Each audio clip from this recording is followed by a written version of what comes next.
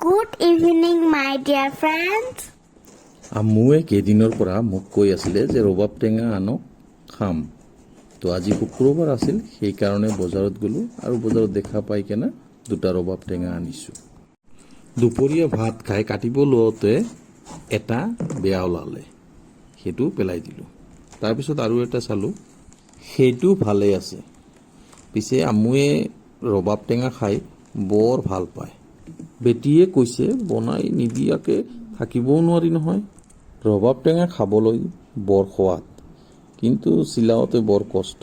এটা এটাকৈ ছিঙিব লাগে। আম্মুৱে ক'লে ময়ো অলপ হেল্প কৰি দিওঁ, সেই চাই সিও অলপ মোক হেল্প কৰি দি আছিলে।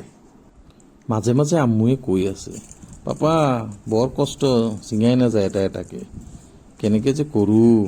এটা পকা আৰু এটা কেঁচা জলকীয়া লগতে পিংক চল্ট লৈ ভালকৈ মিক্স কৰি এটা এটাকৈ মছলা দিম।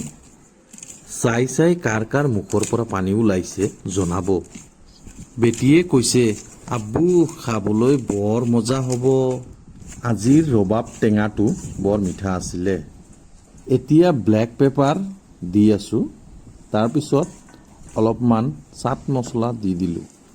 আগতেতো পিংক চল্ট দিয়াই আছে, এতিয়া টেষ্টিৰ কাৰণে অলপমান ব্লেক চল্ট দিম। ব্লেক চল্ট দিলে সোৱাদ টেষ্টি হয় আৰু আম্মুৱে বৰ বেছি ভাল পায় ব্লেক চল্টটো। মিক্স কৰাৰ পিছত যি ধুনীয়া চেণ্ট ওলাইছে, ৰ'বই নোৱাৰি। আম্মু চেণ্ট পাই খাবলৈ দৌৰি আহিছে। আম্মুৱে দেখি ক'লে, জল্দি জল্দি দিয়া, খাবলৈ মন গৈছে।